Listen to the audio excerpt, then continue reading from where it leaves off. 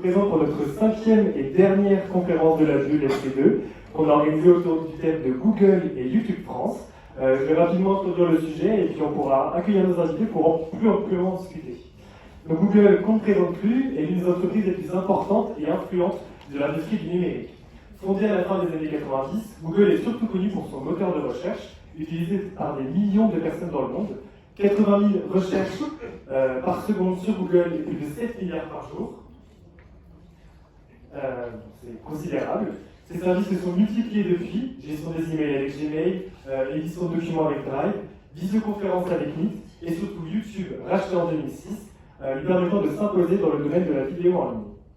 Google est également un acteur clé dans le domaine de la publicité en ligne et de la technologie mobile, et a investi peu à peu d'autres secteurs tels que le luxe ou l'automobile, dont nous allons avoir de parfaits exemples aujourd'hui. Donc, organiser les informations à l'échelle mondiale dans le but de les rendre utiles et accessibles à tous, c'est ainsi que Google définit sa mission.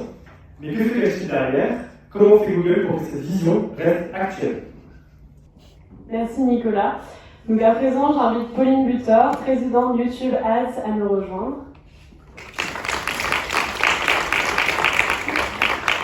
Et Fabrice Kobic, responsable du secteur automobile chez Google.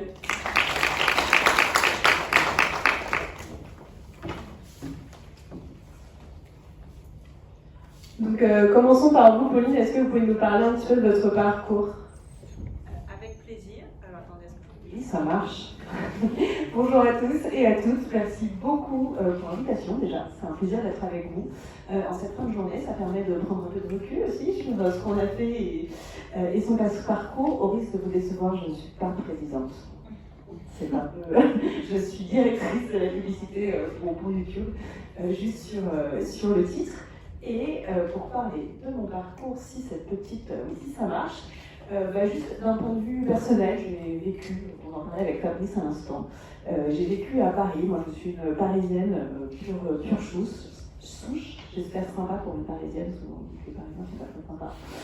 Voilà, s'il y a un truc qui me caractérise, c'est d'avoir toujours été un peu une enfant de la télé, baignée dans le monde de l'entertainment. C'était vous êtes évidemment trop jeune peut-être pour le connaître, mais c'était les années Canal, les années de, je ne sais pas si cette image vous parle, mais c'était le grand journal, l'époque de Cône et de Gita. C'était des grands moments qui m'ont toujours, voilà, j'ai beaucoup baigné là-dedans, peut-être un peu trop regardé la télévision.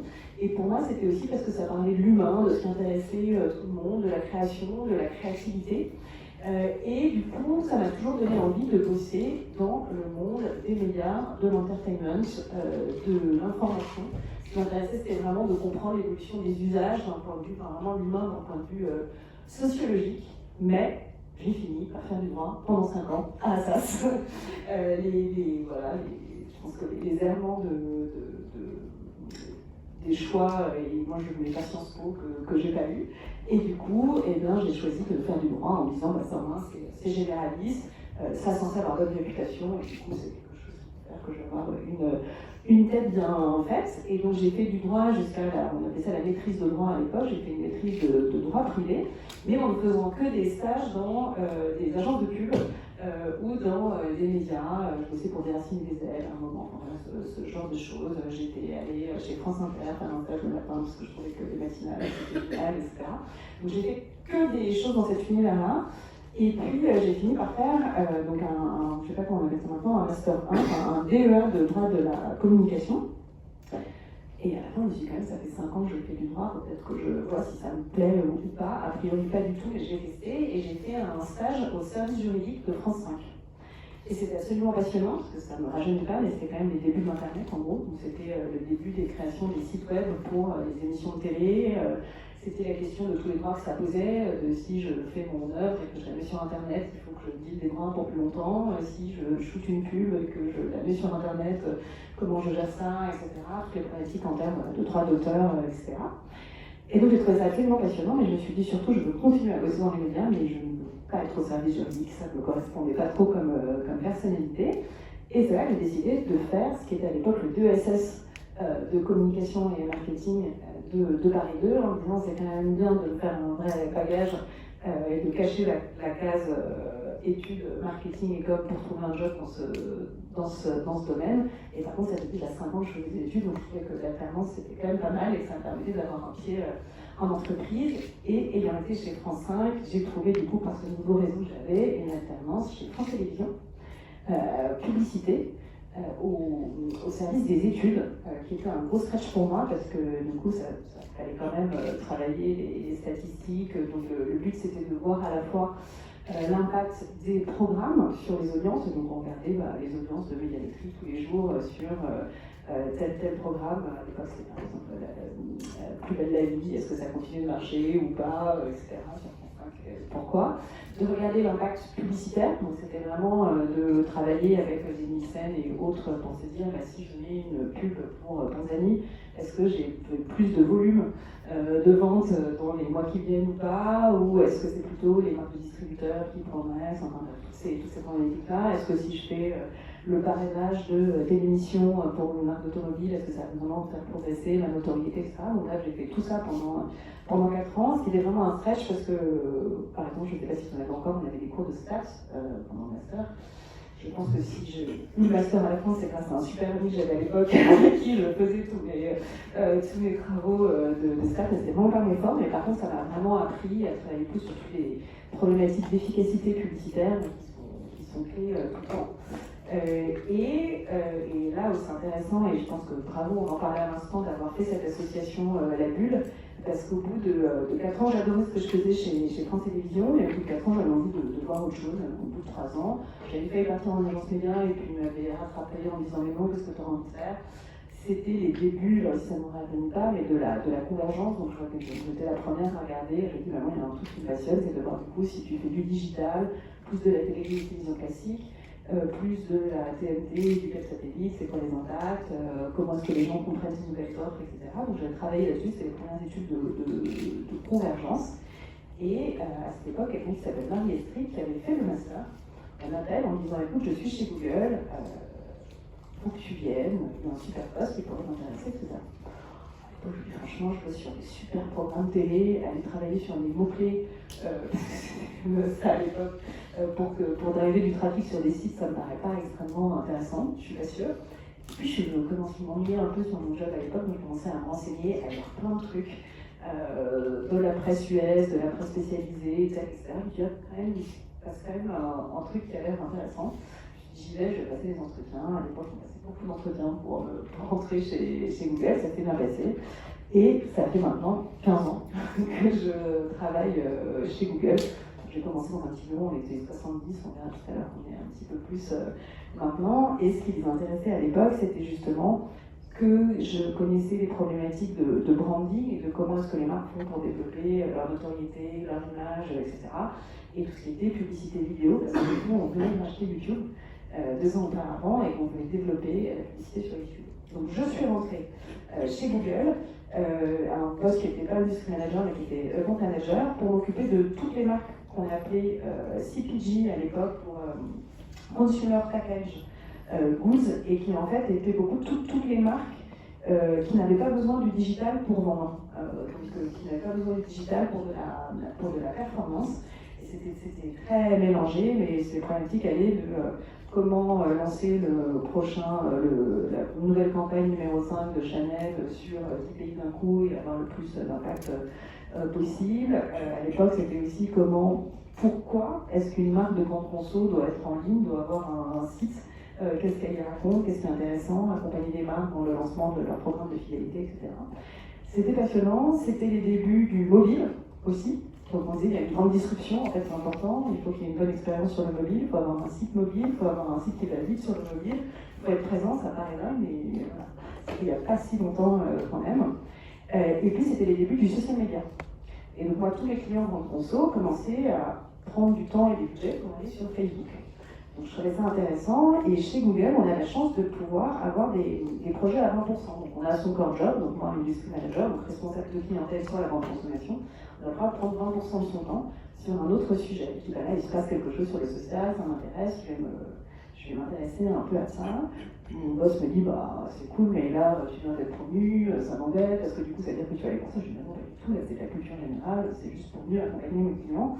Et puis ça va loupé, juste on a lancé un produit qui s'appelait Google Plus à l'époque, qui n'était pas du tout une réussite de Google, et comme parfois il faut aussi prendre des risques. C'était vraiment un produit pour contrer les plateformes sociales, donc à l'époque les Facebook, Twitter, etc. C'était un fiasco total. C'était hyper bien pensé, mais c'était vraiment pensé par des ingénieurs, donc c'était trop compliqué, trop smart, on pouvait avoir sa sphère privée, ses amis, c'était des logiques de cercle. Bref, il en est resté deux trucs super qui sont Google Photos et Google Meet, qu'on utilise maintenant beaucoup, le système de vidéoconférence. Mais au bout d'un an et demi, j'ai vite compris que ça n'allait pas être un super succès. Par contre, c'est génial parce que je m'occupais du lancement de ce produit pour la région Europe du Sud, Moyen-Orient, Afrique. Et donc, c'était comment est-ce qu'on a un rôle régional, qu'on travaille avec les équipes globales en disant on veut lancer un produit, comment est-ce qu'on l'adapte pour différents pays. Et donc, j'avais des responsables de ce produit dans plein de pays qui étaient aussi différents que l'Égypte, l'Espagne, la Grèce et l'Italie. Et la France, bien sûr, donc j'ai fait ça pendant 1 an et demi. Et puis après, je suis revenue dans les équipes commerciales pour m'occuper du luxe en se disant, en fait, on ne peut pas s'occuper de Chanel comme on s'occupe de Coca-Cola et de Procter & Gamble. Il y a des problématiques spécifiques. En France, on a la chance d'avoir les plus grands groupes de luxe qui ont un siège en France. Donc ça vaut le coup d'avoir une équipe dédiée. On a démarré à 3, ça a cartonné, on a fini à 12. Et l'idée, c'était de les accompagner sur toutes leurs problématiques. Et Fabrice en parlera mieux que moi dans quelques instants, mais de justement, à l'époque, développer leur e-commerce. C'était tout nouveau, c'était le début, et on sait maintenant l'importance que ça a. Donc c'était comment est-ce que j'adapte toute mon organisation, ma chaîne de valeur, et surtout comment est-ce que je drive des gens sur mon site pour qu'ils achètent. Leur communication en ligne, et notamment sur la vidéo sur YouTube, et puis même quelle expérience en magasin je veux inventer, est-ce que je veux commencer à avoir des vêtements connectés, des sacs connectés si je les perds avec une puce, etc. Donc vraiment les accompagner sur un aspect technologique. Et puis au bout de 4 ans, qui était vraiment super parce qu'on accompagnait ces marques depuis Paris, mais à l'international, donc organisé différemment, mais soit directement le siège, soit le siège plus toutes les filiales en local, donc on voyageait pas mal. Et après, je suis passée sur YouTube pour m'occuper plus de la stratégie, vraiment médias d'abord, donc c'était vraiment les solutions médias, jusqu'à là, depuis quelques mois, on a créé toute une business unit qui s'occupe de toute la chaîne de valeur sur YouTube, donc des insights qu'on peut récupérer, donc on est une équipe qu'on appelle Consumer Insight, donc les insights qu'on peut récupérer sur le moteur de recherche Google, mais aussi YouTube, quelles sont les tendances, qu'est-ce que regardent les gens, qu'est-ce qui les intéresse, comment c'est traité. Une équipe qu'on appelle CreativeWorks, qui accompagne les marques pour développer le meilleur asset, les meilleures publicités, on va revenir celles qui engagent le plus, les meilleures expériences. Une équipe qui s'occupe encore des solutions publicitaires et une équipe autour du trading et plus des conditions commerciales et de comment on accompagne les clients de façon annuelle. Donc voilà pour le parcours en 15 ans. Et dans ma vie plus perso, là j'ai maintenant 3 enfants qui ont entre 3 et 8 ans. Donc ça occupe aussi un petit peu. Et depuis quelques années, depuis 3 ans maintenant, je suis très investie chez Google, on va y revenir aussi. On a des groupes, des espèces d'associations. Et moi, je suis très impliquée dans l'association. J'ai guidé le pilier externe de l'association Womenas pendant 3 ans, qui est une association qui a pour but de développer la diversité et l'égalité entre les hommes et les femmes chez Google, mais aussi plus largement dans la société en France, en disant que les codes de la tech ont un rôle hyper important. Je ne sais pas si vous savez qu'il n'y a que 23% de femmes qui travaillent dans les métiers de la tech actuellement, alors que c'est un des secteurs qui sont les plus porteurs en termes d'emploi. C'est un secteur aussi qui façonne le monde de demain, en créant les innovations et les produits de demain. Donc si c'est pensé que par des hommes, c'est dommage. Et donc le but, c'est de travailler, on le reviendra ici, avec pas mal d'associations pour promouvoir l'égalité, et c'est assez passionnant. Pour moi, j'ai déjà parlé très longtemps. Merci beaucoup, Pauline. Alors, on va passer à Fabrice. Est-ce que tu peux te présenter en quelques minutes également? Merci. Bonjour à tous, je suis ravi de me retrouver en face de vous. Je veux aussi remercier l'organisation La Bulle de nous avoir conviés et de nous faire l'honneur de clôturer votre cycle de conférences. On est aussi chanceux puisqu'on est invité à la partie cocktail. N'y voyez aucun lien de la raison pour laquelle nous avons choisi cette dernière conférence. Afin de me présenter, je vais voir si certains d'entre vous ont les mêmes origines que moi. Est-ce que quelqu'un pourrait me dire, vous les pubards, d'où vient ce logo? Ok, je vois que personne ne connaît la Seine-et-Marne. Très bien. Donc, et ben voilà, j'ai eu à peu près le même constat je suis de la promo 2006, donc il y a 17 ans. J'étais le seul à avoir fait Assas à Melun, qui est une très belle ville de Seine-et-Marne.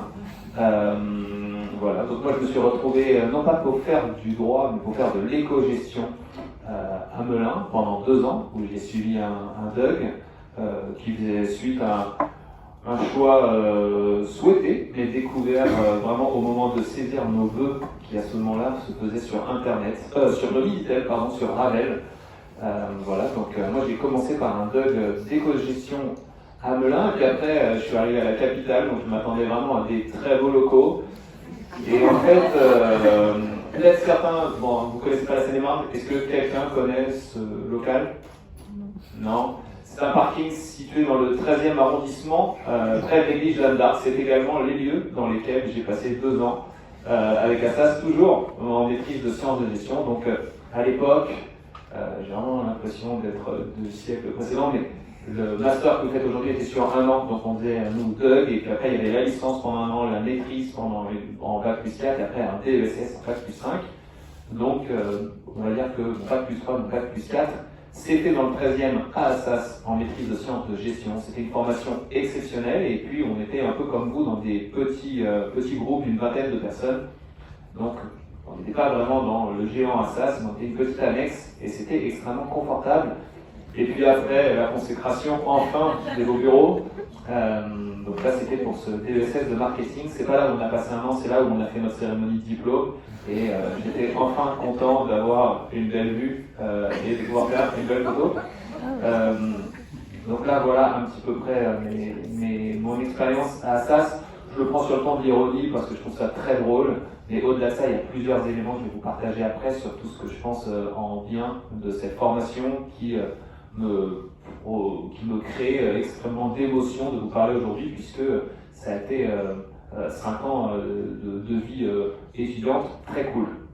Dans les expériences professionnelles, j'ai commencé je vais vous raconter pas trop le contenu, mais plutôt la manière dont j'ai choisi mes expériences professionnelles.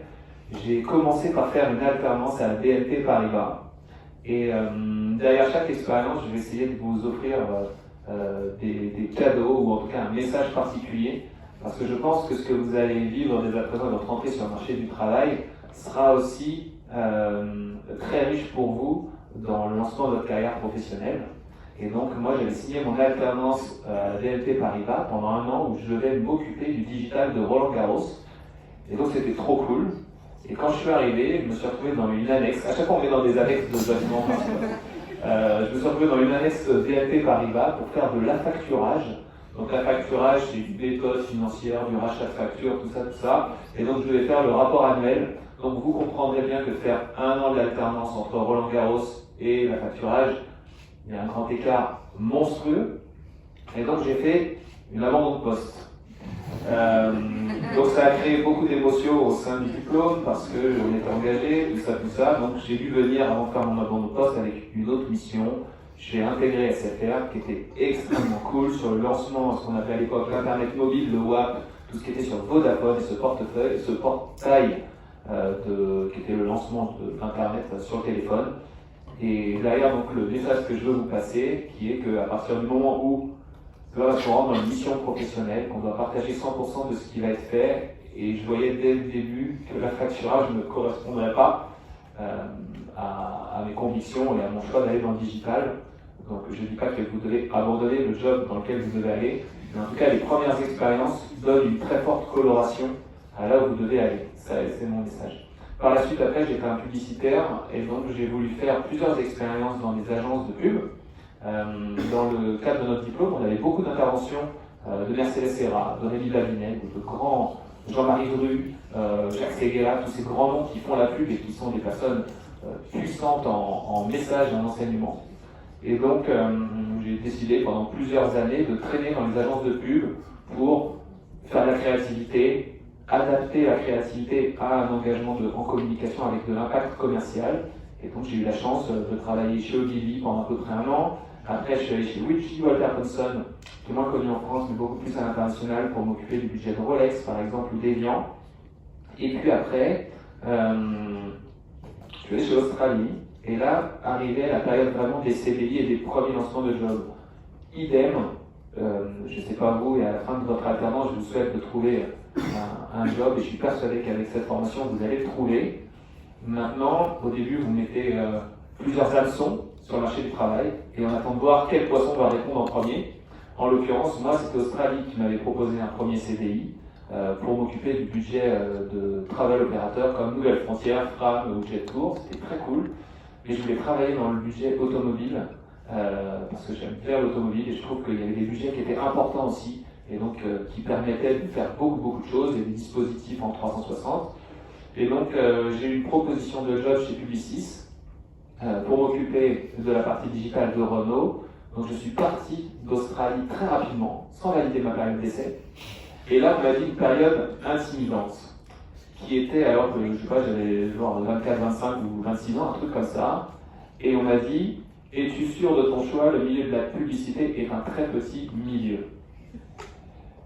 Donc non, j'étais pas sûr de mon choix. Ce que j'étais sûr, c'est que le logo et la force de Publicis avaient une aura beaucoup plus importante que celle d'Australie. Ce n'est pas ce que j'ai dit à la personne, au PDG d'Australie, mais la famille qui est derrière est une famille très connectée, qui est extrêmement impliquée dans l'ARPP, dans l'UDCAM, dans l'UDA, dans tout ce que vous voulez. Et donc derrière, je me suis dit, si toi aujourd'hui, chef d'entreprise à 50 ans, tu viens m'intimider, alors que je suis en train de me lancer sur le marché du travail, est-ce vraiment ma valeur ajoutée qui va être fondamentale dans la rentabilité de ton entreprise? Non, je ne le pense pas. Par contre, j'avais vraiment touché son ego, et ça faisait, entre guillemets, chier que j'aille chez Publicis. J'ai fait mon job, ça s'est très bien passé, mais ce que je veux vous dire aussi, c'est de la même manière que BNP Paribas, parfois, dans une carrière professionnelle, il y a des intimidations, et ces intimidations, à vous d'en accepter. Je ne dis pas qu'on n'en accepte pas dans le quotidien, mais à partir du moment où vous pensez que votre choix est important, il faut faire son choix. En tout cas, après, une fois qu'on fait son choix, on assume. Je n'ai pas repostulé chez Australie depuis. J'ai passé 2 ans et demi chez Publicis pour m'occuper du planning strat de la partie digitale de Renault. C'était exceptionnel, c'était super cool. On gagnait beaucoup de trophées. Et puis par la suite, j'ai intégré un constructeur automobile qui s'appelle Kia Motors, qui est aujourd'hui un puissant groupe automobile, puisque c'est le 4e groupe coréen, le 4e groupe mondial et qui est une marque d'origine coréenne. J'y ai passé 7 ans. Sur un job où je suis rentré au tout début responsable de la partie digitale et CRM.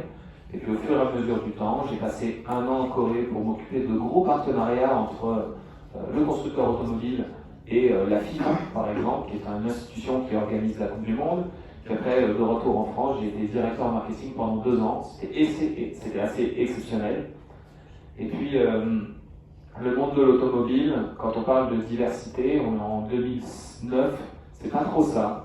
De la même manière que dans certaines expériences professionnelles, vous ne partagez pas toujours les convictions d'une entreprise. Donc moi j'avais fait mon époque aussi, j'en avais fait 7 ans. Et je collaborais beaucoup avec Google sur tout ce qui était l'innovation, investissement aussi digital, et puis le fait de pouvoir traquer le ROI des actions et de l'impact que ça a sur des ventes. Donc j'ai rejoint Google il y a de ça maintenant 7 ans, à peu près, 6 ans, 7 ans. Et donc je m'occupe de constructeur automobile. Je vais rentrer un petit peu plus après sur concret de mon job, mais de la même manière que Pauline vous le présentait sur son accompagnement des acteurs du luxe et de la beauté, moi je suis dédié à la verticale automobile et donc on développe des gros partenariats avec des constructeurs qui soient français ou qui soient étrangers, mais on gère leur activité en France sur différents pans de communication ou de data ou autre, mais je vais en parler juste après. Je voulais vous parler, je vous ai mis des petits mots-clés parce qu'on aime bien les mots-clés chez Google. C'est important. Prise de risque, je pense que c'est extrêmement important. Il se passera rien dans votre vie si vous n'en prenez pas. Vous avez déjà fait des risques aujourd'hui. Vous vous retrouvez ici, c'est que vous avez fait un choix. De prendre votre alternance, vous avez fait un choix aussi, vous avez pris des risques pour y aller. Et je pense que ce risque, on n'avance pas beaucoup. En tout cas, c'est une de mes convictions. Je pense justement, et je relie aux convictions, le plus important, c'est l'authenticité, selon moi, et dans votre carrière professionnelle, comme dans vos comportements avec les amis, il est important d'avoir un jugement. On ne peut pas partager, on ne peut pas être tous pareils, on est tous très différents. Donc à partir du moment où vous avez vos convictions, je pense que ça vous rend encore plus crédible sur vos sujets, que ce soit professionnels ou perso. Pauline et moi, on est collègues, elle a des convictions qui sont sur des sujets qui sont très différents des miens, et en même temps c'est extrêmement enrichissant de pouvoir confronter nos convictions et de s'apporter mutuellement. Le respect, je pense que le respect est une valeur extrêmement importante. Je vous apprends, je ne viens pas vous faire un cours d'éducation, c'est pas mon but, mais le respect de l'autre est extrêmement important, et c'est en tout cas dans les relations professionnelles, si j'ai une chose à vous faire passer, c'est de respecter l'autre, parce que vous ne savez pas où l'autre sera demain. Et en même temps, on travaille beaucoup mieux quand on respecte les autres. Le réseau, c'est pas la force de la fac, c'est clair. Vous auriez pu choisir de faire une école de commerce, vous ne l'avez pas fait, pour différentes raisons. Maintenant, c'est à vous de cultiver votre réseau, donc que ce soit via la bulle, que ce soit via le réseau des alumni, que ce soit via les expériences professionnelles que vous allez avoir, le réseau que vous créez aujourd'hui, ce sera une zone d'enrichissement extrêmement forte, extrêmement puissante. Et puis de la même manière que par exemple Pauline est entre guillemets a été cooptée par Google par une ancienne du réseau, vous serez toujours ravis d'ici 5 ans, 10 ans, 15 ans de recroiser des personnes que vous avez vues dans les expériences précédentes.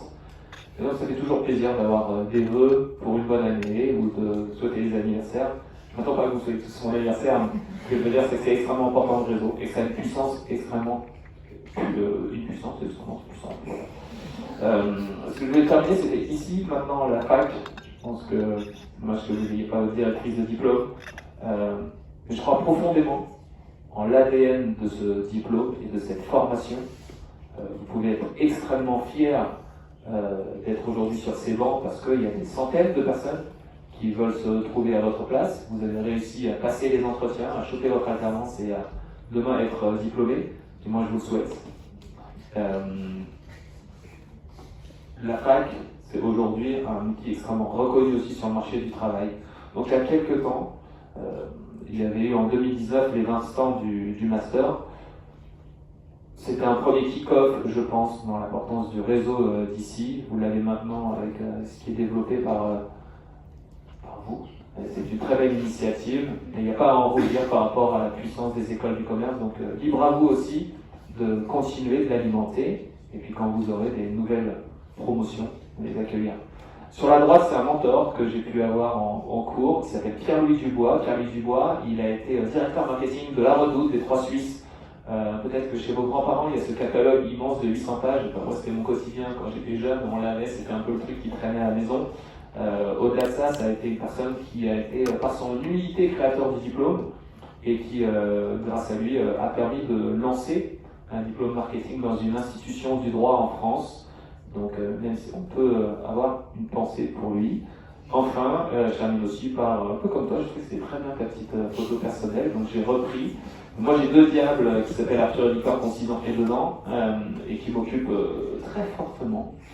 Et puis à côté de ça, je viens de terminer hier une diplôme pour être coach en milieu professionnel. C'est pas pour faire ma promotion, mais c'est pour vous dire qu'à côté du job, il est important aujourd'hui, en tout cas c'est un challenge quand on commence à avoir un peu de bouteille sur le marché du travail, de développer des expériences qu'on appelle des soft skills, des expériences additionnelles en dehors de votre corps job. On vous demande de moins en moins d'être expert, on ne demande pas d'être expert du digital, il y en a 15 000 des personnes qui sont experts du digital.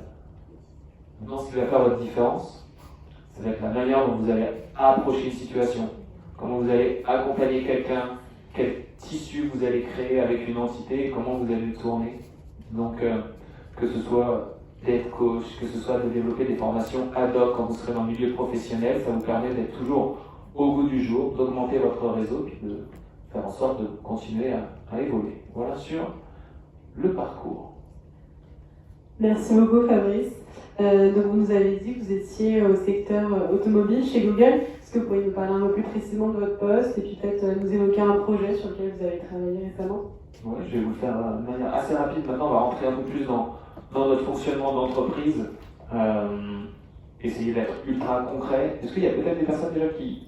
Non, je pense pas qu'il y a des gens qui sont chez Google, parce qu'on vous aura connu, mais est-ce qu'il y a des personnes qui sont dans des Facebook, des Insta ou des boîtes de... Je sais qu'il y a j'ai vu un Tote Bag 55.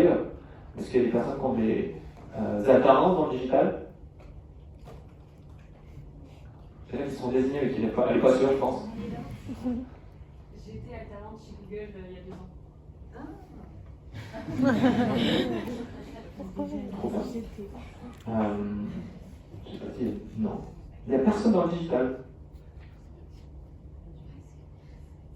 Pas directement, et puis moi je suis pas incarnante du tout. Là dans le monde du travail, donc je reprends mes études et je suis à la direction des services informatiques et télécoms du groupe EDF. Donc je suis entourée de data scientists, d'ingénieurs, d'experts cyber, voilà, au quotidien, et je communique pour ces gens-là.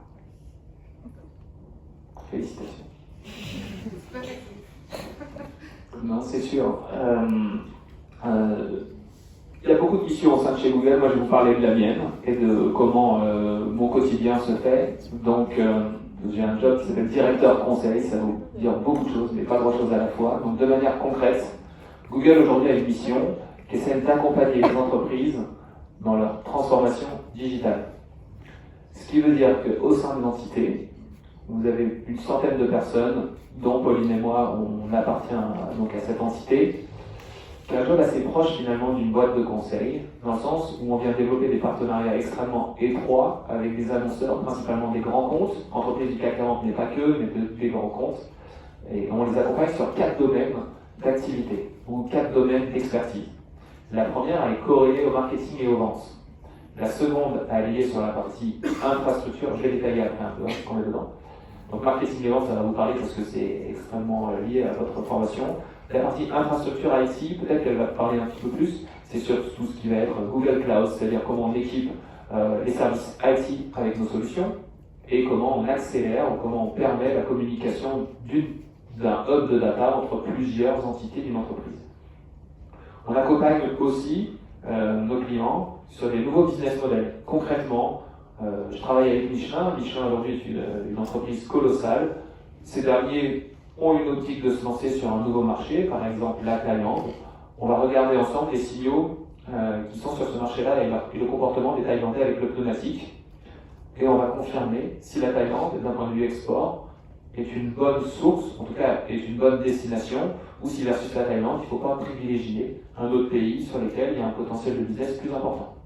Enfin, on parle d'organisation agile. On va travailler de plus en plus, je trouve, aussi avec ces acteurs-là pour faciliter et promouvoir des thématiques qui nous sont chères et sur lesquelles on est reconnu. Donc on en a plusieurs. On a surtout ce qui va être la méthode de fonctionnement, la méthode de travail, on va en parler juste après.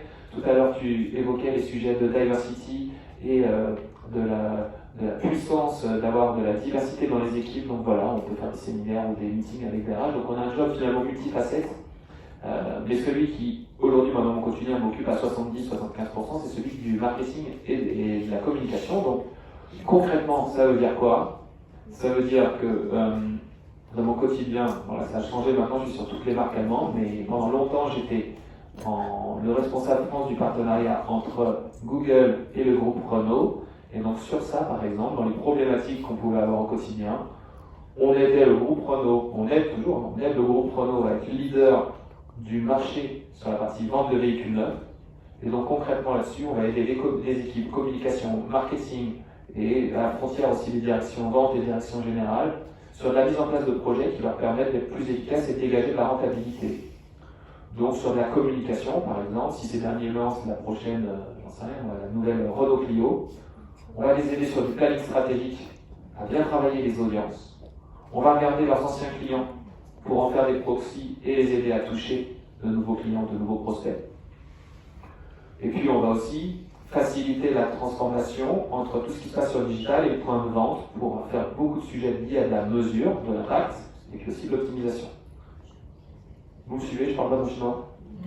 Parfait, merci.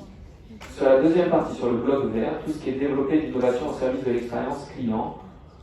Demain, si vous achetez une Renault Megane E-Tech, si vous allez chez Mercedes et que vous achetez un prochain véhicule, tout le système à l'intérieur du véhicule est une solution Google. Donc le premier véhicule maintenant qui va en être équipé, c'est une Renault Megane E-Tech, un véhicule 100% électrique. Et donc l'intérieur, la console électrique, là où vous avez tout le tableau de bord, le mode de pilotage, la consommation de véhicule, mais aussi et surtout la partie navigation, ce sont des solutions que nos ingénieurs développent et qu'on développe en partenariat avec les ingénieurs de Renault pour l'installer à l'intérieur du véhicule. Donc la partie bleue, elle est extrêmement liée à l'ordinateur et à ce qui se passe quand vous êtes sur vos Mac, et je suis sûr que vous regardez des publicités Renault.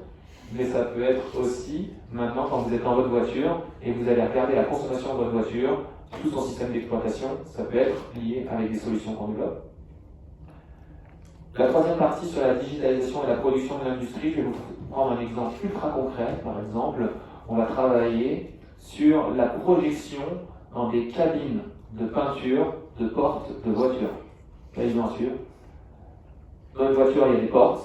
Ces portes, elles sont souvent peintes. Ça a lieu dans des projections, dans des cabines dans lesquelles des robots viennent projeter de la peinture dessus. Donc nous, qu'est-ce qu'on fait là-dessus? On vient travailler avec notre machine learning et nos algorithmes pour optimiser le passage de ce robot, cette projection de peinture, pour faire en sorte qu'il y ait moins de gaspillage. Donc voilà un exemple concret d'utilisation de nos solutions. Et enfin, le dernier point, je vous parlais tout à l'heure de la culture de l'innovation. On est extrêmement lié avec Renault sur des parcours d'éducation pour faire en sorte de faciliter notamment le reclassement de certains salariés, puisque c'est une entreprise assez traditionnelle et donc on va accélérer leur montée en compétences pour que des personnes qui veulent aller sur du digital mais qui ne connaissent pas trop le digital, et ben on les fasse venir chez nous pour avoir une formation accélérée. Voilà. Ça c'est trop dans le détail. J'espère que c'était intéressant pour vous. Et puis je te laisse la parole pour... C'est super intéressant pour moi, j'ai appris plein de trucs sur toi. Je note un nouveau style de coach. Ça te fait du bien cette formation. C'est pas mal. Je sais pas si je te proposerai un prochain job, tu me plantes au bout d'un mois, je sais pas. Et je connais très bien la famille Le Clabar qui dirige Australie, donc je leur parlerai de toi la prochaine fois que tu les vois, ils doivent avoir un bon souvenir. Non, c'était pas Australie, c'était une autre agence. Je suis vraiment con. Voilà. Le monde est petit, je vous ai l'importance du réseau, j'aurais dû le mettre. On passe au quiz. Allez, un petit quiz. 3-4 minutes. Est-ce que vous avez une idée en quelle année Google a été fondé?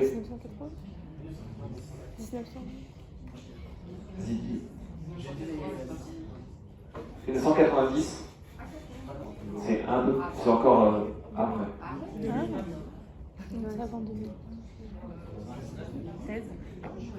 99, t'étais pas loin. En 1998. Donc c'est assez jeune finalement.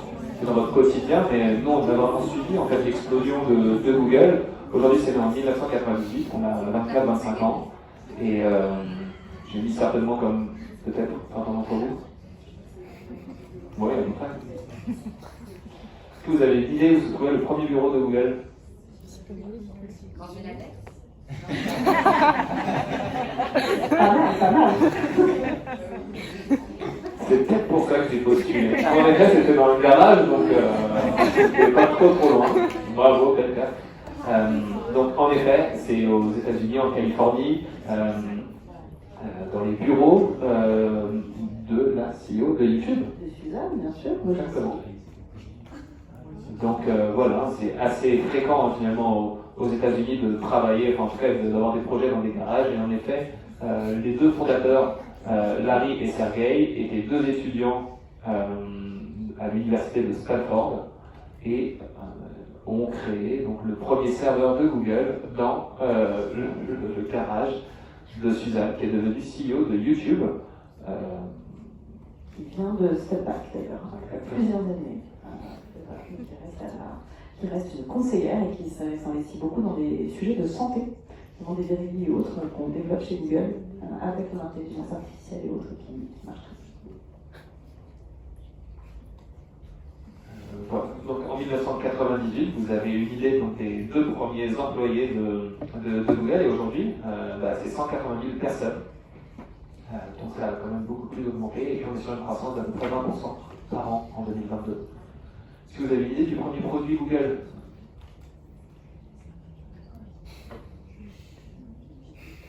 Elle est facile en fait. C'est à peu près. Moteur de recherche.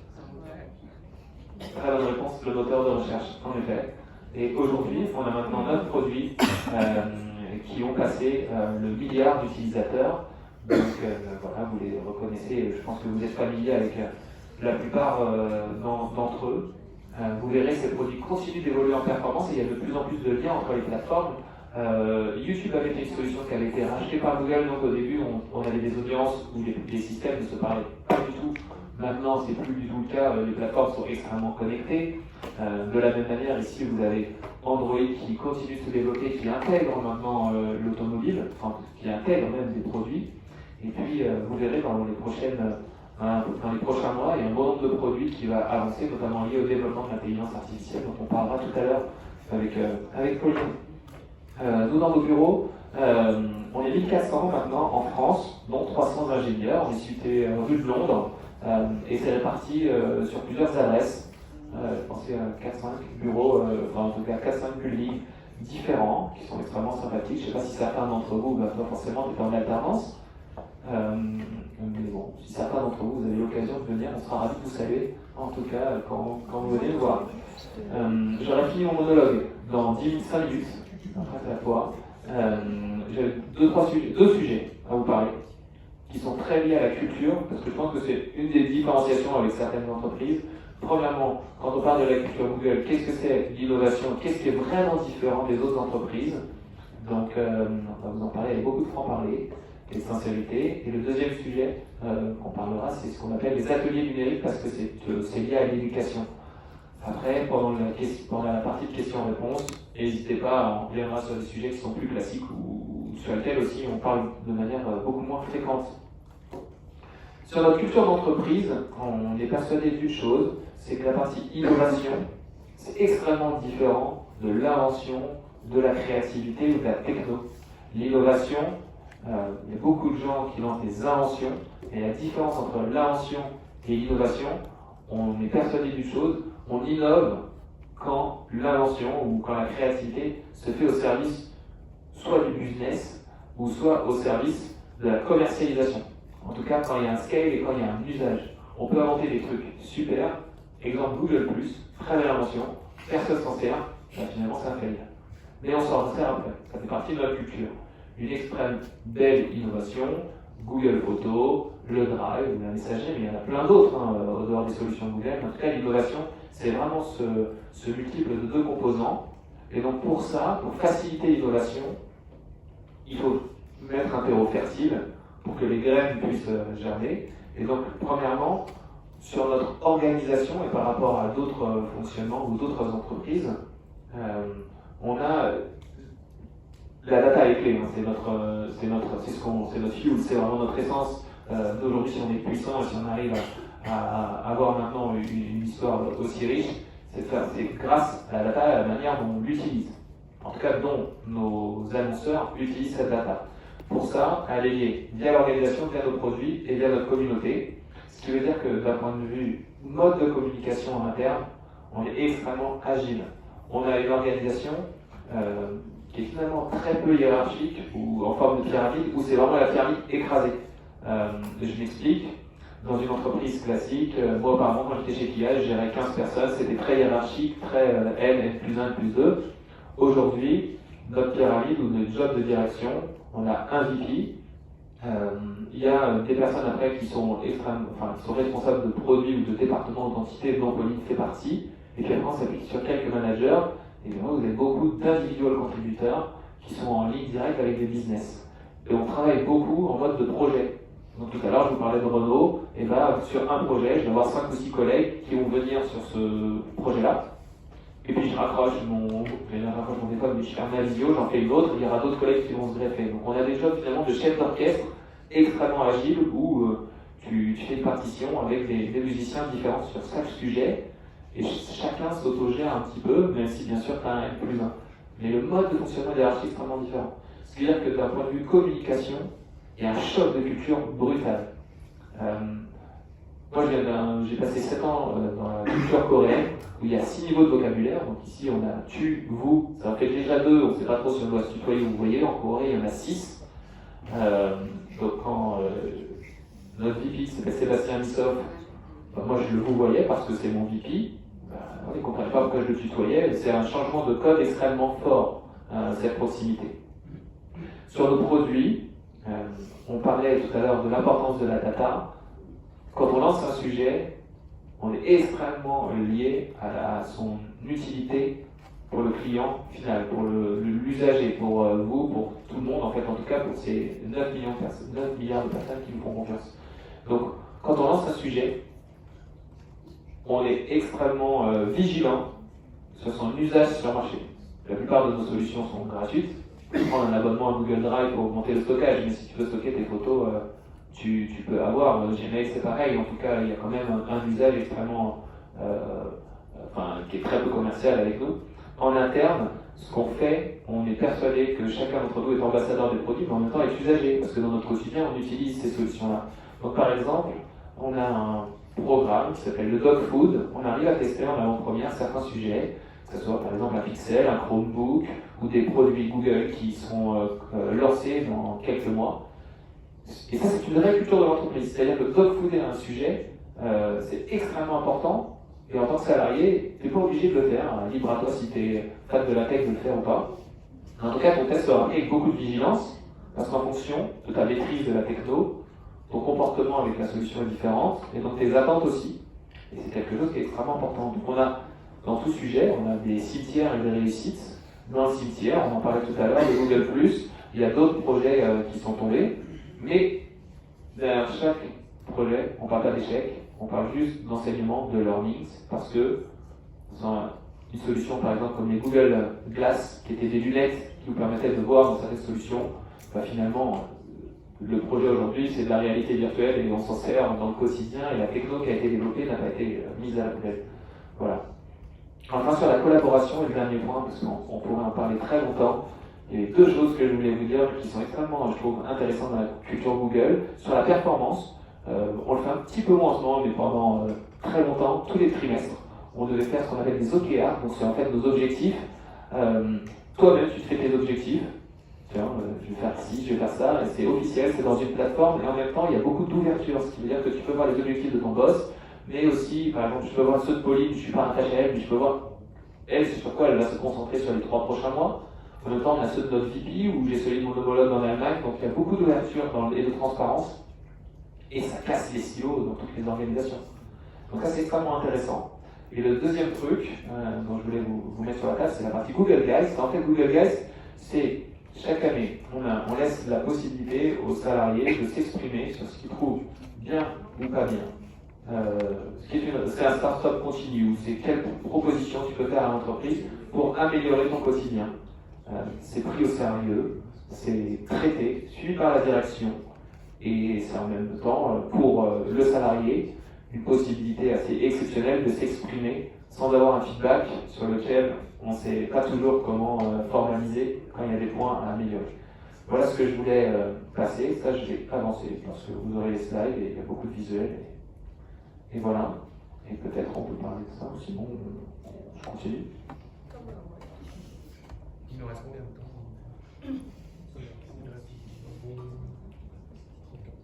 D'accord. Et je vous prends 3 minutes sur la partie éducation.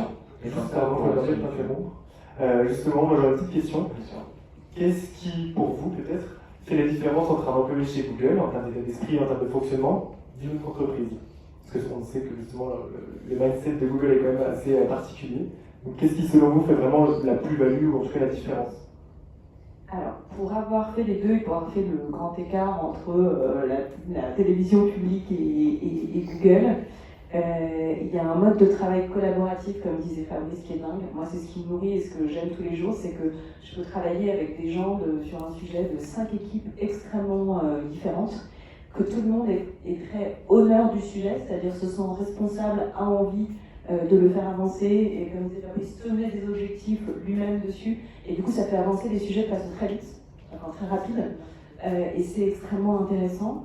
Que je peux faire ça, encore une fois, sur mon core job, et donc de développer le chiffre d'affaires de YouTube, ou faire en sorte qu'on fasse un meilleur marketing de nos produits et tout, mais je peux le faire aussi, comme je disais tout à l'heure, sur Womenat, et dire, on va faire un super événement avec une boîte comme Sista qui promeut justement la diversité dans les startups au féminin, j'ai envie de faire un truc avec eux.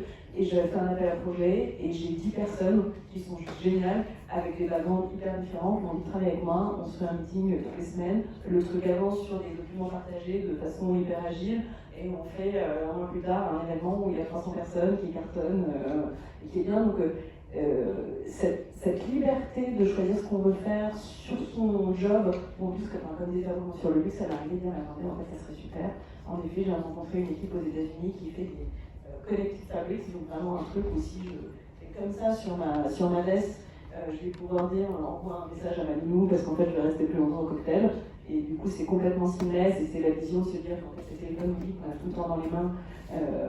Dans le futur de l'innovation chez Google, on se dit qu'on veut avoir beaucoup plus d'interaction humaine mais facilitée par les technologies, donc d'une certaine façon augmentée, mais qui reste très humaine. Et moi, je peux trouver que c'est un projet qui est bien pour Chanel. Je peux aller le proposer à Chanel et voir ce que ça donne, etc. Donc il y a une liberté, un ownership et des gens qui ont envie. Et ça, c'est ce qui fait que je suis plus qu'un an. Voilà. Et justement, pardon, je me permets de rebondir. Tu parles beaucoup de travail, de collaboration, etc. Comment ça se passe concrètement dans une entreprise aussi multiculturelle que Google?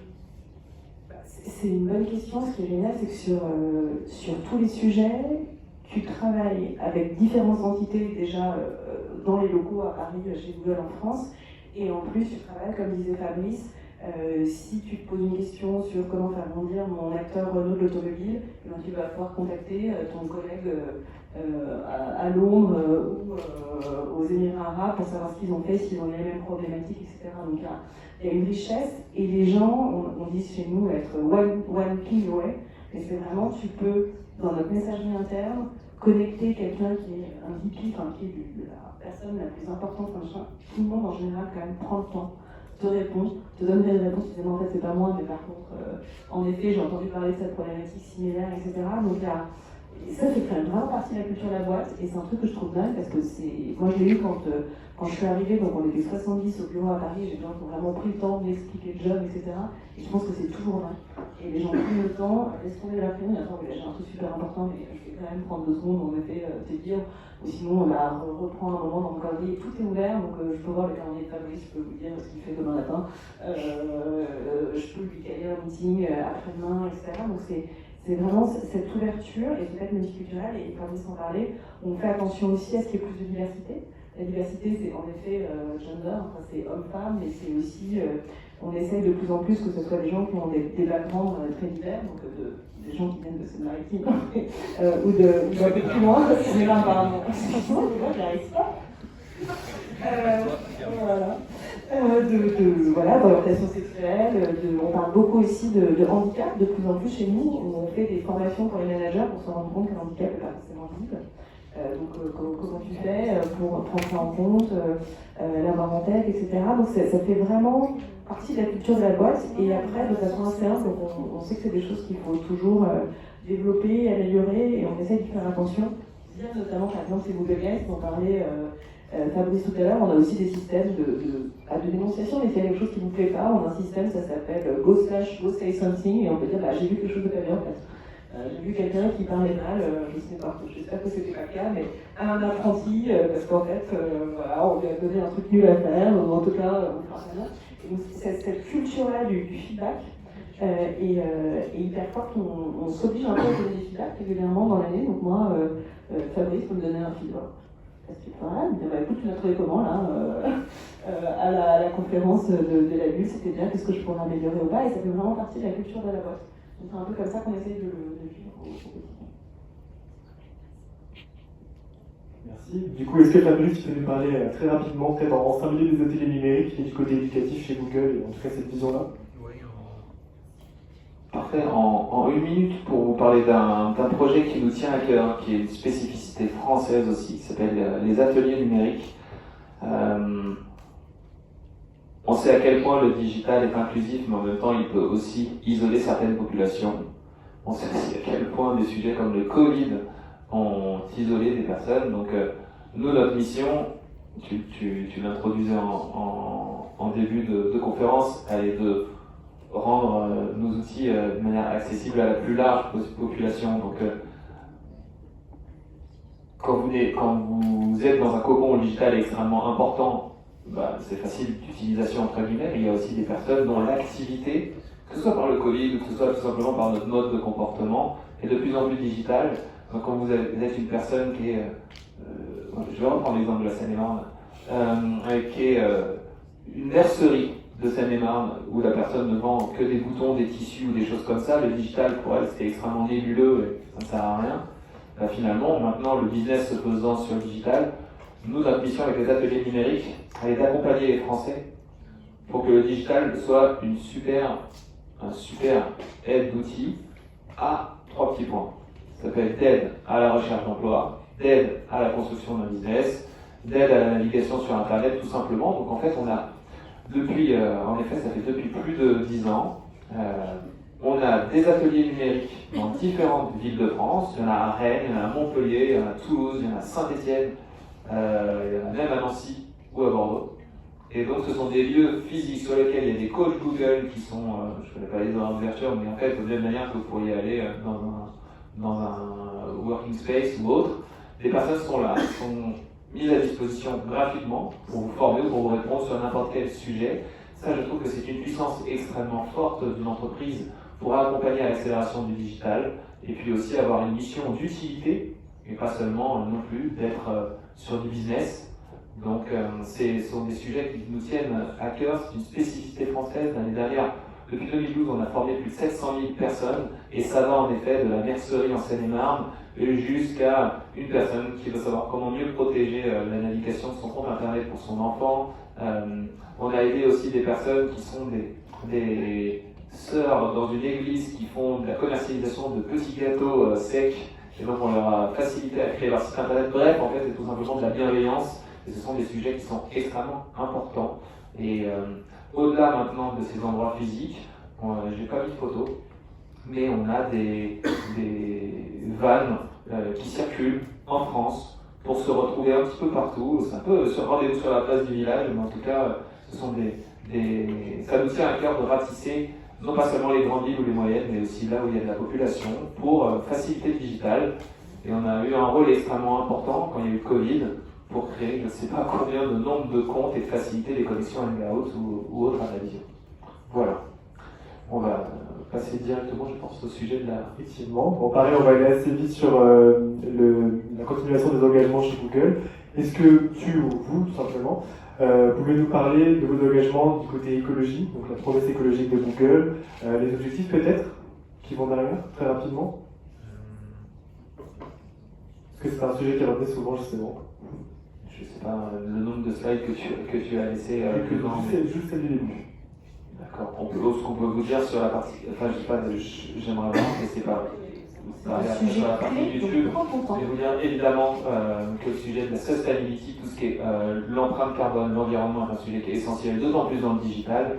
Donc nous, on a un objectif de manière très simple qu'on va synthétiser en une slide, ça sera celle-ci, sur l'approche net zéro, sur zéro émission de carbone en 2030. Vous pouvez lire beaucoup de choses dans la presse sur les approches environnementales des acteurs de la publicité. Ce qui est sûr, c'est que de produire et de cliquer sur une annonce, ça a un impact environnemental, parce que derrière, avant de cliquer, vous aurez consommé de l'énergie, il y aura eu des serveurs qui auront été exploités, il y aura eu des personnes qui auront travaillé aussi dessus. Donc nous, ce que l'on fait, on a une approche qui est Scope 3. Scope 3, ça veut dire de travailler sur de la neutralité carbone sur l'ensemble du cycle de production ou du cycle de contribution à la création d'une publicité. Donc ceci, par exemple, on parle d'une publicité vidéo. Si on prend une vidéo d'une pub récente, on va travailler sur sa neutralité carbone de la conception de la vidéo jusqu'à sa mise en ligne et à toute la consommation de l'énergie que ça nécessite et jusqu'après à l'énergie dans ton salon et de la consommation d'énergie que tu auras dû avoir pour voir cette vidéo. Donc plutôt que de se dire uniquement on va travailler sur la neutralité de nos serveurs et faire en sorte que la publication de cette vidéo et la manière de la mettre sur un serveur, ça consomme X kilowatts d'énergie. Il y a des experts d'EDF en plus. On va vraiment regarder toute la chaîne de valeur depuis sa création, son hosting, sa publication. Donc on travaille sur beaucoup de choses et principalement sur 3 axes qui sont sur nos locaux, de faire en sorte d'avoir de la neutralité carbone et puis aussi de réduire l'ensemble de nos émissions. Avec nos partenaires, on a de plus en plus de liens avec eux pour mettre en place des solutions qui sont liées à ça.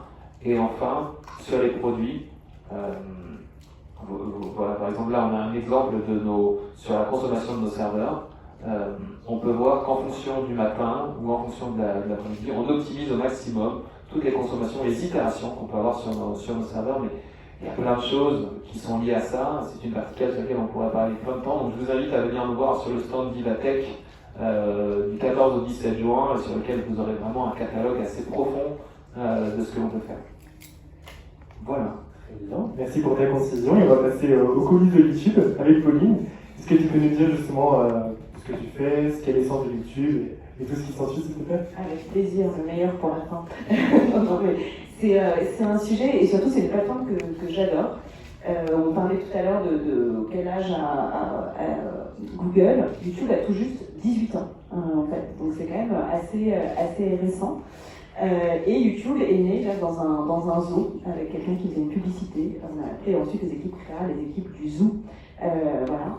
Et avec ce qu'on connaît maintenant, ce qu'on ne connaît pas forcément, je ne sais pas si vous connaissez la mission de YouTube, qui est celle-ci en anglais, donc c'est Give everyone a voice and show them the world. Et l'idée, c'était vraiment de donner une fenêtre sur le monde, une fenêtre en vidéo qui permettait d'apprendre et de voir plein de choses avec une énorme diversité de contenus, et surtout de pouvoir donner la parole aux créateurs en disant, en fait, pas besoin d'être un super producteur pour s'exprimer, et n'importe qui, grâce à son téléphone portable, peut se filmer et partager son point de vue, ce qu'il a envie de montrer. Et bien, 18 ans plus tard, c'est quand même 2,6 milliards de personnes dans le monde qui regardent YouTube tous les mois. Donc, cette mission, elle a vraiment rencontré un écho absolument phénoménal, et elle répondait vraiment à un besoin. Donc, pour l'anecdote, c'est plus que la population de la Chine, des États-Unis et du Brésil réunis. Donc, c'est vraiment une success story, mais il ne faut pas oublier qu'en fait, elle a encore plus résonné cette mission pendant les 2 dernières années, et notamment avec le Covid, où la vidéo a été, je pense, une chose qui nous a un peu sauvé la vie quand même à tous, hein, que ce soit pour se faire à manger chez soi, continuer à faire du sport, continuer à apprendre, quand on a des enfants comme moi, les divertir, mais aussi qu'ils apprennent à lire, à faire des dessins, etc. Donc ça a vraiment été aussi un outil pour connecter, pour pouvoir discuter, etc. Donc ça a été clé. Et moi, ce qui me passionne, c'est, je vous le disais en introduction tout à l'heure, c'est de voir l'évolution des usages. Et je pense qu'on voit l'évolution des usages qui est complètement dingue, avec deux usages en fait assez différents qui sont en train d'exploser. Le premier, c'est celui de l'explosion du streaming. Et on voit de plus en plus du super contenu produit par des Netflix, des Amazon, des Disney+, etc., qui explose en ligne. Le temps passé sur des connected TV, avec de plus en plus de façons de brancher sa télévision, en France, que ce soit avec des set-top box, les Free, etc., que vous connaissez, mais aussi avec des appareils comme les Comcast, où depuis votre téléphone, vous pouvez dire je veux regarder tel et tel contenu. Aux États-Unis, le streaming a dépassé largement le cable TV, et qui sont complètement en baisse, ces chaînes-là, alors que le streaming explose. Et donc là, une expérience super sur un grand écran de contenu de grande qualité. Et puis à côté de ça, évidemment, le contenu court, plus court, avec l'explosion de TikTok, dont on parle absolument tous les jours et qu'on voit tout le temps, avec là du contenu qui est plus créé par des créateurs, souvent de la production beaucoup plus faible, ou même quand on crée sur TikTok, quand on est une marque, on vous dit surtout fait du TikTok, il n'y a pas de publicité, en tout cas il faut que ça ait l'air réel, etc. Donc on voit, nous, ces deux choses. Et tout ça, ça emmène pour l'utilisateur une explosion de choix qu'on n'a jamais vécu jusque-là, qui est extrêmement intéressante, et qui rebat vraiment toutes les cartes de se dire en fait, j'ai le choix, je ne regarde pas forcément du contenu, et on a fait pas mal d'études pour dire en fait, c'est pas le niveau de la production qui m'importe, mais c'est que le sujet soit un sujet qui me touche, qui me parle, que ce soit authentique, que j'ai envie de regarder, etc. Donc il y a cette explosion de choix, et tout ça c'est absolument passionnant, et je voulais juste vous montrer si ça marche une petite vidéo, on va voir si on le voit ou pas. C'est pour faire une coupure vidéo. Les créateurs de son jouent tellement un rôle majeur pour permettre aux gens de comprendre. Nous allons répondre grâce à l'histoire. Pour vous montrer plus la diversité de YouTube en France. Notre pays n'avait été confronté à une telle conjonction de défis. Je viens d'arriver à un ancien checkpoint militaire russe. Il y a une dizaine de chars qui ont été détruits par l'armée ukrainienne. Stay with freedom. Stay with Ukraine. Quand on est ensemble, on peut réussir à faire des trucs genre démons. Vous les jeunes, proposez-nous vos idées pour conserver les océans. On fait tous un effort. Jetez pas vos poubelles dans la mer.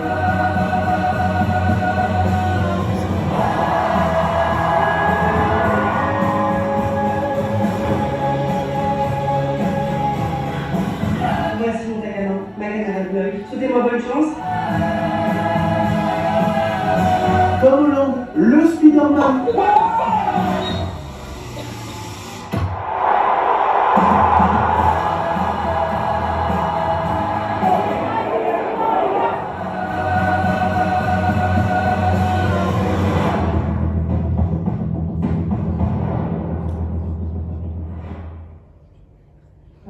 Publicité sur ce que vous pouvez trouver sur voilà. Et ce qui est important pour vous, donc vous avez vu la diversité de ce qu'on peut avoir comme créateurs ou comme médias qui sont sur YouTube. On parlait de responsabilité et d'écologie juste avant, c'est que YouTube est la seule plateforme qui reverse plus de la moitié de ses revenus publicitaires aux détenteurs de chaînes. C'est quelque chose qu'on fait depuis le début, qui est extrêmement important pour nous.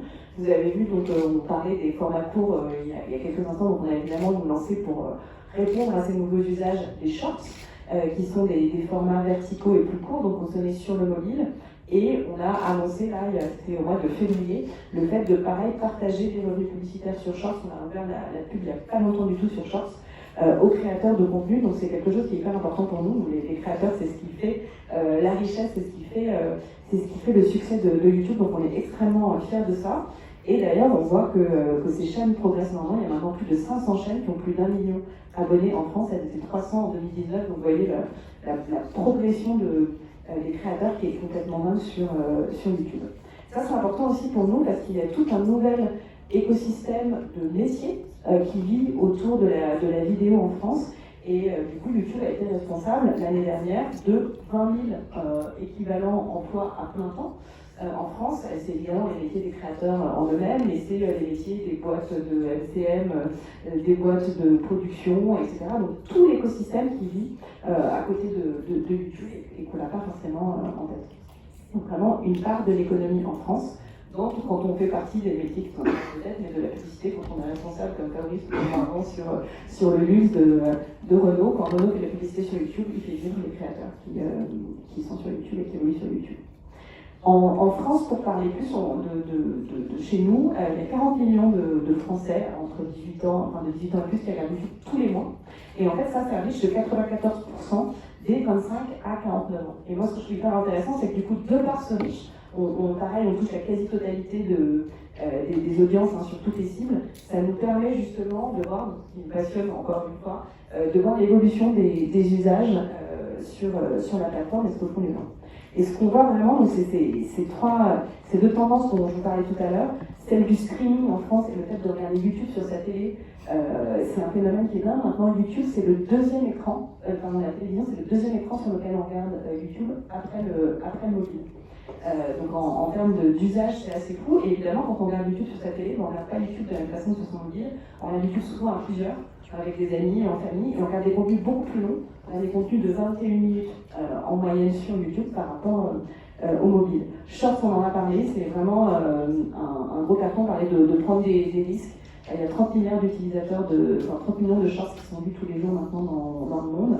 Et puis la troisième tendance, c'est la part que prend la vidéo dans les parcours d'achat et le shopping. Et le fait que maintenant, il y a 63% des gens qui disent avoir acheté un produit après l'avoir découvert sur YouTube. On disait tout à l'heure que le premier produit lancé par Google, c'est le moteur de recherche. YouTube, c'est le deuxième moteur de recherche dans le monde après Google. Donc, de par tout ça, de par aussi le travail des créateurs, les plus jeunes notamment achètent en fonction des recommandations qui sont données par les créateurs. Donc c'est les trois sujets sur lesquels on travaille. L'autre chose que je trouve hyper importante sur YouTube, c'est l'engagement. Les gens viennent sur YouTube pour regarder un contenu spécifique, et il y a 76% des Français et des Françaises qui estiment que YouTube dispose d'un contenu unique qu'ils ne trouvent nulle part ailleurs. Cet engagement, il est très fort, et c'est le cocktail de tout ça. On a beaucoup parlé au début d'efficacité publicitaire. On est évidemment dans une crise économique importante où les annonceurs et les marques vont rechercher de l'efficacité. Et nous, on est très contents de ce chiffre qui, selon Equimetrix, on a le retour sur investissement des campagnes sur YouTube est 2 fois supérieur à l'ensemble des médias. Et plus que ce chiffre de 2 fois supérieur, ce que je trouve intéressant, c'est que ce retour sur investissement, cette efficacité de YouTube, elle ne cesse de progresser. Ça, c'est 20% de plus que les chiffres qu'on avait il y a 2 ans. Pourquoi? Parce qu'on pense que justement, YouTube répond à l'évolution des usages. Donc YouTube, c'est la seule plateforme qui est complètement multi-format et multi-usage. On peut regarder des contenus très longs sur l'écran télé, très courts sur son mobile, très longs sur son mobile. Donc là, c'est vraiment, il y a du live de plus en plus, il y a des podcasts sur YouTube, enfin vraiment une très très grande diversité d'utilisation qui répond aux différents besoins. Il y a cet engagement qui n'est pas vrai partout quand on regarde. Donc sur YouTube, on regarde avec le son, souvent, on écoute, on regarde longtemps. Il y a cet engagement qui est clé parce qu'encore une fois, on va regarder un sujet qui est important pour vous à un instant T. Donc ça peut être de l'information, ça peut être un tutoriel pour faire une coiffure, ça peut être regarder un clip, écouter de la musique. Et puis il y a des solutions publicitaires où on va y passer en 2 secondes qui sont extrêmement avancées d'un point de vue technologique. On parle beaucoup d'intelligence artificielle en ce moment. Et justement, nos solutions publicitaires chez Google, elles sont nourries par l'intelligence artificielle, par le machine learning dont tu parlais tout à l'heure, Fabrice, qui permet vraiment de délivrer à la bonne personne, au bon moment, un contenu. Et ça, comment on le fait? Je ne vais pas vous vendre des solutions publicitaires là, mais je trouve ça juste intéressant pour vous de savoir comment ça se fait. En fait, en fonction d'un objectif client, donc je suis McDonald's, je veux développer la notoriété de mon dernier burger. Je vais acheter ce qu'on appelle une Video Rich Campaign qui va délivrer sur l'ensemble des formats. Donc ça va être, vous connaissez tous nos formats skipables, qu'on appelle des trous vus chez nous, donc au bout de 5 secondes, je vais skipper, je veux ne pas regarder la publicité. Et du coup, l'annonceur derrière n'est facturé que quand la personne a vraiment regardé la publicité en entier ou plus de 30 secondes, ça fait plus de 30 secondes. Quand on est sur des formats plus courts, ce qu'on appelle des formats bumper de 6 secondes, quand on est dans le in-feed, donc quand on regarde, quand vous cherchez quelque chose et que vous scrollez dans votre contenu sur YouTube, ou maintenant sur Shorts. Et du coup, on va trouver la bonne personne au bon moment. Vous dites, je sais pas, je peux mettre 100 000 € de campagne pour développer la notoriété de mon burger. Vous mettez les différents assets, donc vos différents créas, du vertical, c'est pour aller sur Shorts, du 6 secondes, et du coup, vous allez pouvoir vendre, dire juste un intérêt du produit, ou un format beaucoup plus long, 30 secondes de publicité télé. Et grâce à l'intelligence artificielle, on va pouvoir délivrer à la bonne personne. Et avec l'intelligence artificielle, on réussit du coup à avoir un reach beaucoup plus important et à des coûts beaucoup plus bas. Donc c'est les choses sur lesquelles on travaille beaucoup en ce moment. Au-delà de cette vraiment technique de solution publicitaire, il y a une autre chose qui est clé, c'est la créativité. Et c'est les créations que vous allez produire et mettre sur YouTube, comme partout, en fait, on se rend compte que la création, c'est l'élément le plus important de l'efficacité des campagnes, au-delà de la stratégie média, au-delà de la marque. Et chez Google, Fabrice disait tout à l'heure que notre fuel, c'est la data. On analyse des tonnes et des tonnes de publicité pour voir ce qui fonctionne en fonction d'un objectif client. Je vois plus, et en fonction de ce qu'on veut, de ce qu'on fait. Donc si votre objectif, c'est vraiment, encore une fois, de faire de la notoriété ou au contraire de faire de la vente directement ou de driver du trafic sur un site, on va regarder des KPI différemment et on va pouvoir vous dire ce qui fonctionne ou pas. Et on s'est rendu compte de plusieurs choses, c'est que si on tweak, on change ce qu'on appelle la surface, donc vraiment, quand est-ce que vous faites apparaître votre logo? Est-ce que vous montrez les gens en gros plan ou pas en gros plan? Est-ce que vous montrez plus de personnages, etc. Ça va faire bouger l'efficacité publicitaire de 10 à 20%. Après, si vous commencez à penser plus à la structure, donc par exemple, est-ce que je dois avoir un film de 60 secondes, ou est-ce que ce film, je veux le couper en plusieurs 20 secondes et presque raconter une histoire? Et grâce à ce qu'on connaît tout à l'heure à l'audience, je vais dire à Fabrice, je vais d'abord l'exposer à un premier élément, et puis ensuite je vais lui raconter la suite de l'histoire. Ou alors, je vais lui exposer d'abord mon film publicitaire, et puis après, je vais lui montrer des behind the scenes, et puis après, je vois qu'il est vraiment intéressé, qu'il a compris la publicité, donc je vais lui parler plus de la fonctionnalité du coffre, parce que le coffre, c'est hyper important pour Fabrice qui a 2 enfants et qui a besoin d'avoir beaucoup d'espace pour mettre les jouets de ses enfants. Donc ça a un impact qui est de plus 50 à 100%, donc d'impact d'efficacité, donc c'est énorme. Et si on va un cran plus loin, si on pense vraiment à la substance, donc vraiment je pense la publicité en fonction de l'objectif que je vais réaliser, c'est là vraiment qu'on a un impact qui est game changer. Donc en effet, ce que je veux faire, c'est vendre là tout de suite des automobiles. Donc en fait, je vais plutôt penser à montrer justement le nouveau tableau de bord numérique qui est super parce que c'est plutôt des jeunes qui veulent avoir de l'entertainment, de la musique, etc., pouvoir faire des vidéoconférences, ou le coffre pour le père de famille, etc. Alors que sinon, je vais pouvoir raconter une histoire parce que je veux vraiment raconter que Renault s'investit à fond dans les problématiques de développement durable et donc je vais faire un produit plus long où je veux vraiment faire progresser mes items de marque et montrer que Renault est une marque responsable, etc. Et ça change vraiment. On a des équipes qui accompagnent les marques là-dessus et c'est assez passionnant. Voilà, vous avez quelques exemples qu'on vous laissera dans le deck. C'est vraiment intéressant de les passer ici. C'est vraiment intéressant de les regarder parce que ça vous montre des exemples très concrets de comment est-ce qu'on peut avoir plus d'impact grâce à la création. Je t'avais donné un petit exemple automobile, c'était juste pour toi.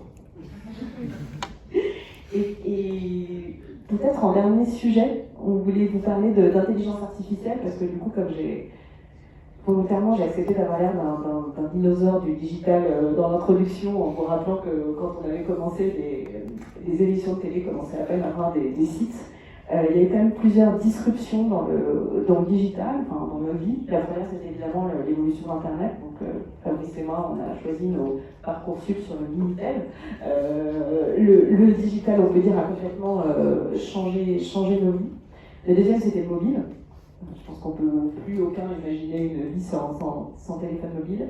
Et là, je pense que vous, dans vos métiers, vous allez vivre la troisième disruption, qui est celle de l'intelligence artificielle, qui va complètement changer tout ce qu'on fait, quoi. C'est-à-dire que faire une publicité, ça peut être maintenant, je veux une image d'un chocolat dans un champ de blé qui fond parce qu'il fait beau et qui donne envie à une petite fille, et l'intelligence artificielle vous fait une très belle image. Donc ça va vraiment changer tous les métiers de la publicité, mais pas que. Ça change aussi comment est-ce qu'un retailer va faire son choix d'assortiment, son catalogue, etc.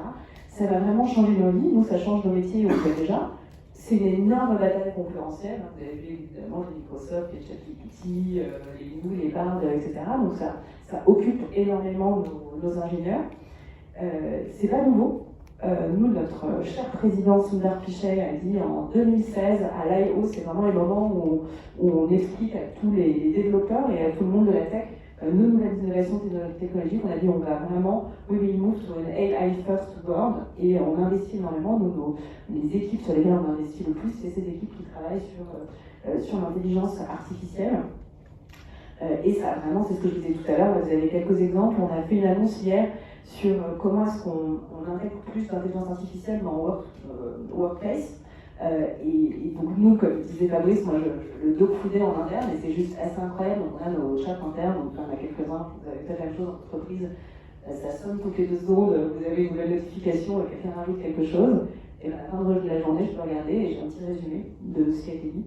Et franchement ça marche hyper bien, donc pour l'instant comme je dogfood, je me refais quand même un peu tout le thread pour voir si j'ai pas raté une énorme information, mais c'est un gain de temps et permet de gagner des choses dingues. En effet, là, c'est comment en quelques instants absorber des dizaines de mails pour en faire un résumé et faire un brief, et ça marche très bien. Donc ça va être des choses, encore une fois, qui vont révolutionner plein de choses. Je déjeunais avec une collègue au déjeuner qui m'avouait que son fils n'avait pas fait son devoir, qui était un résumé d'une lecture d'un bouquin juste à la veille des vacances, et elle m'a dit j'ai osé, on l'a fait sur ChatGPT, il a eu 18 ans. Je pense qu'il ne travaillera plus jamais de sa vie, mais voilà, ça a posé plein de questions, plein de problèmes aussi. Et nous, ce qu'on voit, c'est tôt pour en dire plus, parce que franchement, on est en train de développer les produits. Nous, ce qu'on voit, c'est que ça va changer la donne sur 3 choses. La première chose, c'est les résultats. Les résultats des campagnes, donc ce que je vous ai montré avec un exemple très concret tout à l'heure sur un format publicitaire qui permet d'aller chercher le plus de reach possible, de notoriété possible chez Google, ça c'est une réalité. C'est des choses qu'on développe maintenant. On le fait sur toutes nos solutions publicitaires et on voit que ça fonctionne. Dès qu'on améliore nos produits avec l'intelligence artificielle, les résultats de ROI et d'efficacité sont dingues, hein, et nos clients en sont contents. Comment est-ce qu'on crée plus de connexion avec les utilisateurs? On est aussi dans un monde qui est de plus en plus incertain, donc c'est hyper difficile de prédire comment, où toucher mon consommateur, comment. Et avec tout ce que justement les algorithmes sont capables d'apprendre maintenant, on arrive à toucher les bonnes personnes au bon endroit avec le bon message, et ça change tout. Et puis l'expertise, ça permet on a des outils qui permettent d'avoir des insights depuis très longtemps, mais ça permet d'apprendre justement sur les usages, sur ce qui est attendu, sur ce que les gens consomment, sur ce que les gens, quoi les gens pensent, de façon absolument dingue. L'expertise aussi, voilà, on en parlait tout à l'heure en termes de création. Je voyais aujourd'hui la boutique de Gucci en Chine, à Chengdu. Ils ont fait tout l'intérieur, l'architecture design. C'est que des images générées par de l'intelligence artificielle. C'est absolument magnifique, mais c'est sublime, quoi. Et ça a été pensé. Et après, ce que je trouve génial, c'est la force de l'humain là-dessus. Hein, la différence par rapport à toutes les autres espèces, c'est de penser, c'est de créer. Et donc ça a été réfléchi avec l'origine de Gucci à Florence, le romantisme, etc. Mais aussi une vue des paysages en Chine. Enfin, le résultat, vous regarderez, c'est juste bluffant.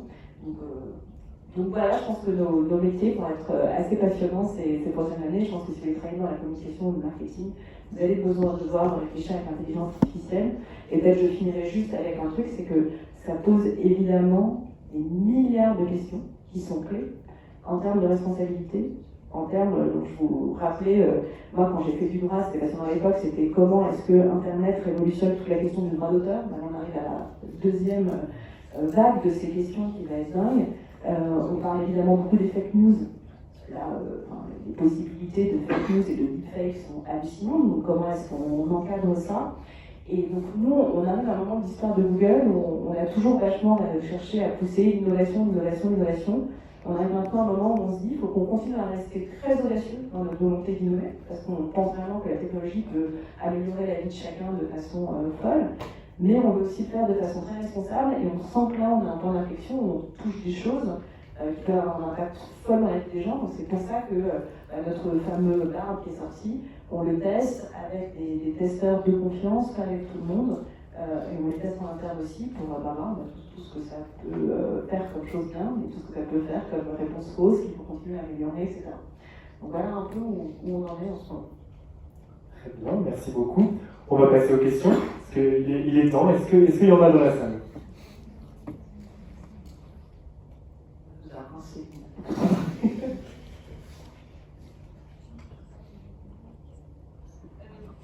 YouTube, je connais pas du tout les chiffres, je ne connais pas dans la tech, mais je sais que j'ai l'impression en tout cas que YouTube est en train de prendre encore plus d'ampleur année après année.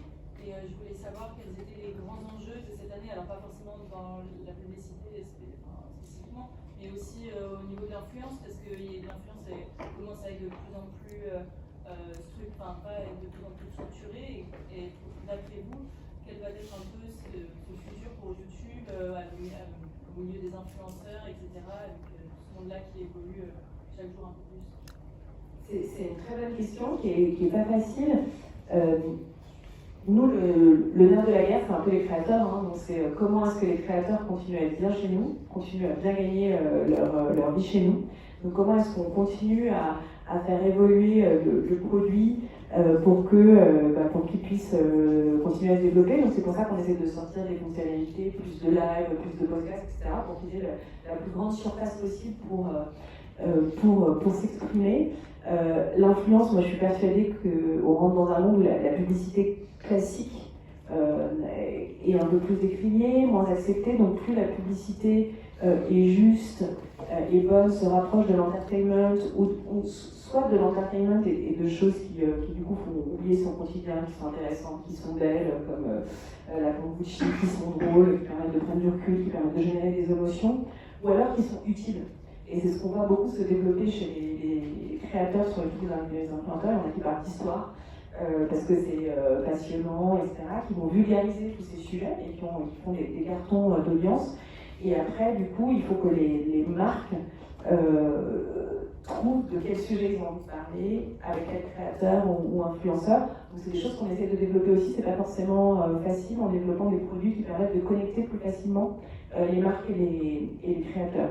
Donc nous, nos enjeux, c'est continuer à grossir parce qu'il y a des créateurs qui font des choses intéressantes et qui rencontrent leurs audiences. Donc c'est garder une liberté de ton tout en gardant cette responsabilité dont on parlait tout à l'heure. Et ouais, c'est ça qui fait l'important. L'année dernière, j'avais travaillé sur le YouTube Festival, l'agence. Et super. C'est un peu ça l'enjeu. Donc pendant le YouTube Festival, c'est de faire rencontrer les créateurs et Tu travaillais chez Auditoire? Chez Hopscotch, en D'accord. Europe. Et donc, c'était un peu ça. Donc, c'est ça l'objectif du YouTube Festival, c'est d'essayer de créer des passerelles entre les créateurs et les annonceurs. Oui, tout à fait. Et c'est aussi juste que les annonceurs connaissent mieux YouTube et comprennent mieux du coup comment l'utiliser. Les directeurs marketing qui ont 45 ou 50 ans n'utilisent pas forcément YouTube, donc c'est aussi des moments où on essaie d'expliquer justement ce qui s'y passe. C'est pour ça qu'on avait fait intervenir la situation, etc. Donc elle raconte leur expérience, comment elle se sert de YouTube, faire parler d'autres annonceurs qui disent comment ils utilisent la plateforme pour répondre à quels objectifs, comment ça marche, etc. Donc il y a vraiment l'objectif que nos annonceurs comprennent mieux YouTube et en effet collectent plus avec les créateurs. Et là-dessus, on a un rôle d'accélération d'idées qui est extrêmement important. Donc, en tant que commercial, je vais avoir comme projection, ou en tout cas en objectif, de rassembler autour de la table un constructeur auto, une agence créa, une agence média, de présenter un influenceur, mais pas que, souvent aussi de réfléchir contenu et de le faire tous ensemble.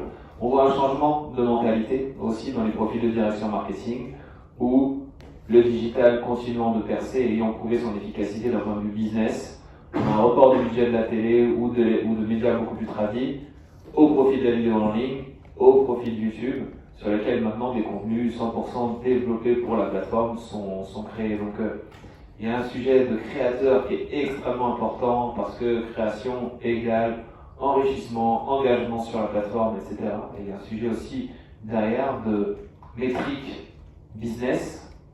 Pourquoi, moi, en tant qu'annonceur, je dois venir chez toi? Qu'est-ce que tu me mènes à développer? Oui, en fait, c'est ça aussi que je me demandais.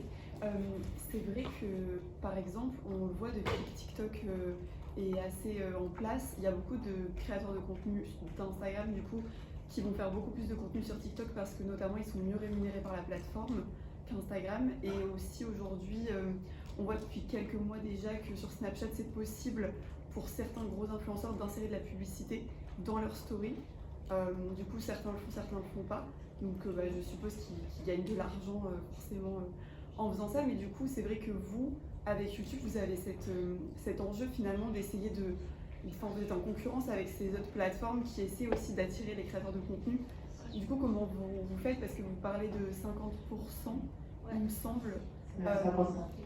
Et je me demande aussi, parce que j'ai toujours entendu parler, que ce soit de la part de Léna Situation ou d'autres, en fait, on ne vivait pas de YouTube pur et simplement.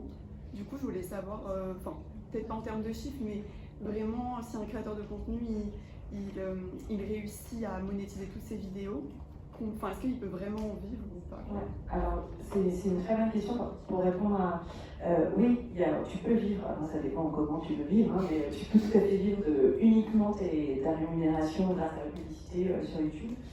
J'ai plus le chiffre en tête, mais on pourra le communiquer, le nombre de créateurs qui ont vraiment un revenu qui est au-dessus de chiffres avec des zéros ensuite tous les mois, est important en France.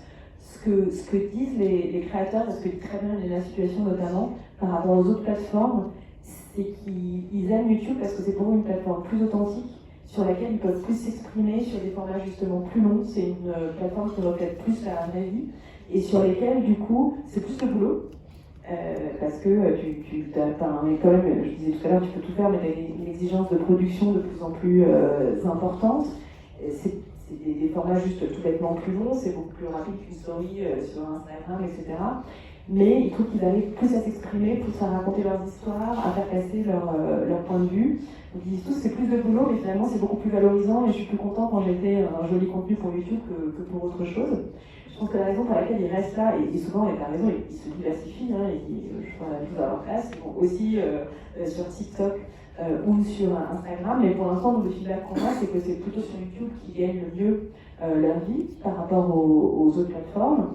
Et après, c'est aussi pour ça qu'on a lancé Shorts de façon très transparente, c'est que maintenant, on voit des créateurs, ça dépend des générations, qui ont commencé sur TikTok, qui arrivent sur Shorts après, et qui trouvent finalement que Shorts, en fait, ça marche mieux, que peut-être ils gagnent mieux leur vie, ou que peut-être c'est plus intéressant, et qui ensuite, commençant à connaître YouTube, vont aussi aller sur des formats plus longs, et donc continuer à faire du Shorts, et aussi des formats plus longs sur YouTube. Donc on voit vraiment de tout, et des allers-retours, je pense, entre les créateurs en fonction pareil de leurs objectifs aussi et des sujets.